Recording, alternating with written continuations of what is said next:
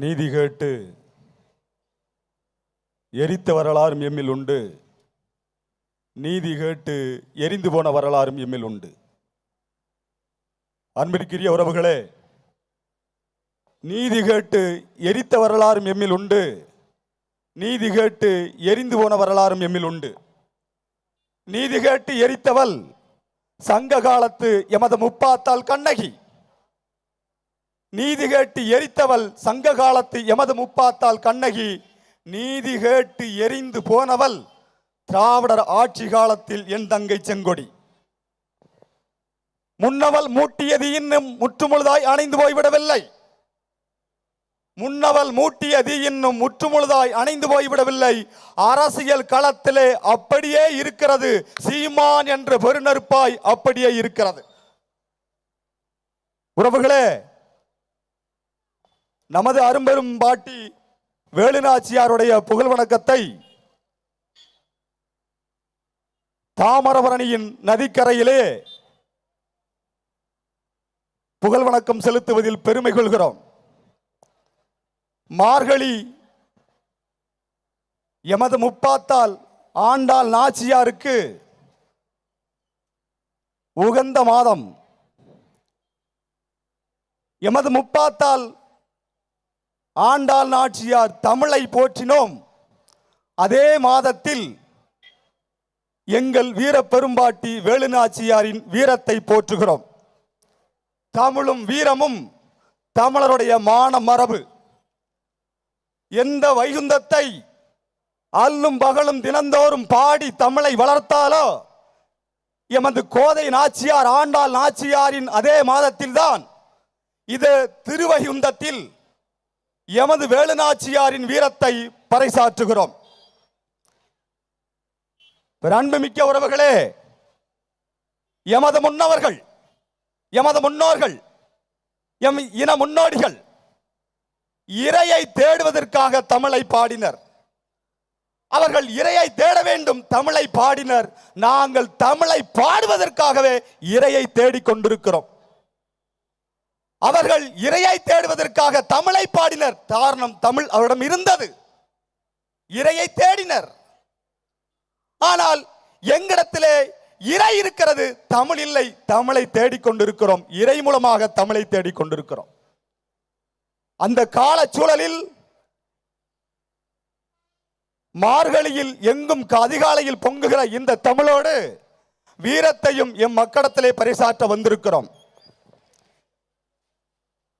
அந்நியருக்கு எதிராக படை திரட்டி வேல் கொண்டு எதிரிகளை தலையை கொய்து விடுதலை பெற்றதில் எமது பாட்டன் பூலித்தேவருக்கு சிறந்த இடத்தை, எமது பாட்டன் வெண்ணிக்காலாடிக்கு சிறந்த இடத்தை, எமது பாட்டன் அழகு முத்துக்கோனுக்கு இழந்த சிறந்த இடத்தை, எமது வீரப்பெருந்தளபதி ஒண்டிவீரனாருக்கு இருந்த சிறந்த இடத்தை, இன்னும் பிற எமது முன்னோர்கள் சுந்தரலிங்கனார் மற்றும் மான மறவர்கள் இல்லாத இடத்தை, சிறப்பிடத்தை விட்டு நிரப்பியவர் எமது முப்பாட்டி வேலுநாச்சியார் அவர்கள்.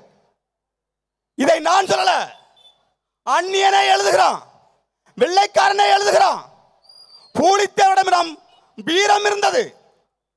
அவனுக்கு எதிராக எம் ஆயுதம் மட்டுமே கூர்மையாக தீட்டப்பட்டது. அழகு முத்துக்கோனிடம் தியாகம் இருந்தது. தன் உயிரை ஈகம் செய்த வேகம் இருந்தது. அவனுக்கு எதிராக என்னிடம் இருக்க ஆயுதமும் துப்பாக்கியும் குண்டுகளும் கூர்மை செய்யப்பட்டது.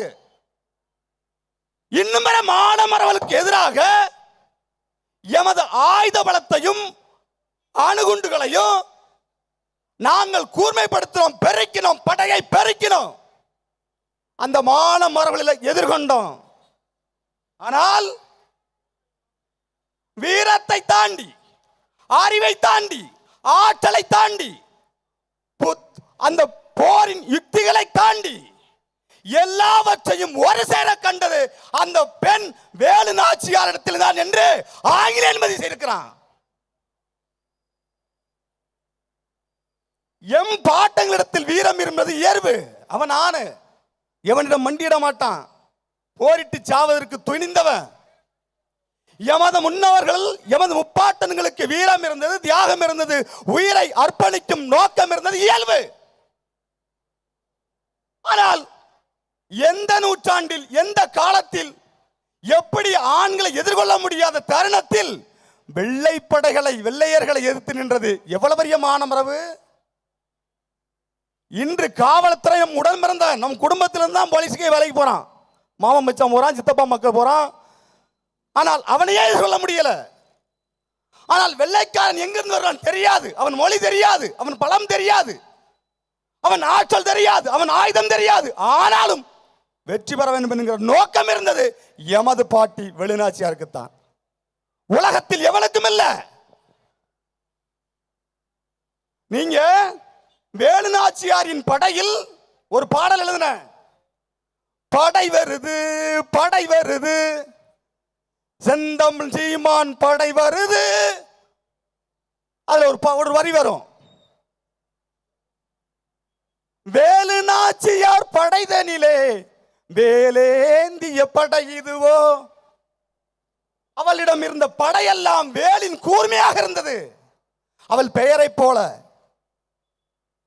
நீங்க அந்த படையில பாருங்க, எம் பாட்டி வீரப்பெரும்பாட்டி வேலுநாச்சியார் வெற்றிக்கு எல்லாரையும் கடந்து போய்விடலாம். பாட்டன் முத்துவனான கடந்து போயிடலாம், சின்ன மருது பெருமருத கடந்து போயிடலாம், பாட்டி குயிலியை மறந்து போயிடலாம், கடந்து போயிடலாம், திப்பு சுல்தானை கடந்து போயிடலாம், மறந்து போயிடலாம். ஆனால் ஒரே ஒரு பெருமகனுக்கு நாம் இந்த இடத்தில் தலைவணங்கி மரியாதை செலுத்துகிறோம். யார் தெரியுமா? அதோ படமாக இருக்கிற திருப்பாச்சி கோபாலநாயக்கர். எல்லாரும் என் ரத்தவர்கள், என் இன விடுதலைக்காக, என் மொழி விடுதலைக்காக, என் விடுதலைக்காக போராடி உயிரிழந்த மாவீரர்கள். ஆனால் கோபாலநாயக்கர் யாரு? இங்கே வரலாறு நமக்கு கற்பிக்கப்படுகிறது. அவர்களே, இதே படமாக இருக்கிற எமது பாட்டன், எமது முன்னவன் தோ பரமசிவன் ஐயா எழுதுறாரு. இந்த மண்ணில் குலதெய்வ வழிபாடு, நாட்டார் தெய்வ வழிபாடு, குரு வழிபாடு எப்போது தொடங்குது என்றால் நாயக்கர் காலத்தில் தான் அதிகமாக வருது. பெருந்தெய்வ வழிபாடு இருக்கு, சமய வழிபாடு இருக்கு.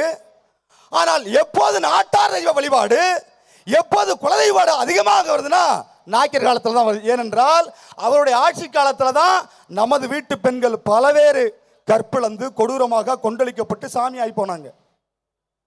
அப்படி நமது இனத்தில் பிறந்த முன்னவர்களை, நமது முப்பாத்தாள்களை, பெண்களை கொன்றளித்த அதே நாயக்கர் ஆட்சி காலத்தில் தான் ஒரு நாயக்கர் இனத்தில் பிறந்த மதிப்புமிக்க திருப்பாச்சி கோபால நாயக்கர் நமது முப்பாத்தாளுக்கு உதவி செய்கிறாரு. கடந்து போய்விடக் கூடாது, வரலாறு கடந்து போய்விடக் கூடாது.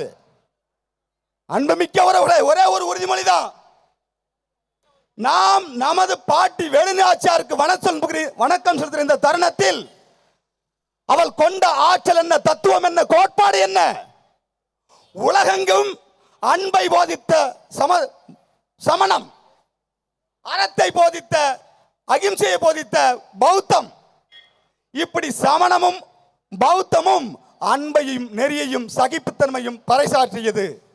அவன் போர் செய்ய சொல்லல, உயிர்களை கொள்ள சொல்லல, ஆயுதம் ஏந்த சொல்லல. அன்பையும் அகிம்சையும் சமாதானத்தை விரும்பிய மதங்கள் எல்லாம் இன்று என்ன நிலையில் இருக்கு தெரியுமா? கடந்த காலத்தில் இலங்கையில் போரு, கலவரம், இன்று நேபாளத்தில் கலவரம். அன்பையையும் சகிப்புத்தன்மையையும் அகிம்சையும் போதித்த நிலத்தில் எல்லாம் இன்று கலவரம். அந்த நாட்டின் அதிகாரத்தில் இருக்கவனெல்லாம் ஆற்றில் தூக்கி வீசப்படுறான், அடித்து விரட்டப்படுறான். ஆட்சி அதிகாரம் அங்கே கேள்விக்குறியாகிறது. காரணம், மக்கள் வாழ முடியல. ஊழல், பஞ்சம், வேலையின்மை, அநீதி இழைக்கப்படுகிறது. ஆனால் அவனுக்கு கற்றுக் கொடுக்கப்பட்டது திசைதோறும் புத்தர் மதம், தெருவெங்கும் புத்தர் கோயில். ஆனால் புத்த மதத்தை தலைவன், சமண மதத்தை தலைவியவன் என்ன செய்யறான்? நாட்டில் போராடுகிறான். ஆனால் உனக்கு வாழேந்தி போராட கற்றுக் கொடுத்த இனத்தில், வாழேந்தி போர்க்களத்தில் உயிர் தோர்ந்த இந்த சமூகத்தில் நீ என்ன செய்யற? அப்படியே அமைதியா வேடிக்கை பார்த்து கொண்டிருக்க. இந்த காலத்தின் அருமை கருதி இந்த நாடு யாரை ஆளப்போறான்னு மட்டும் பாரு. தங்க நிறத்துக்குத்தான் தமிழ்நாட்டை எழுதி தரட்டுமா?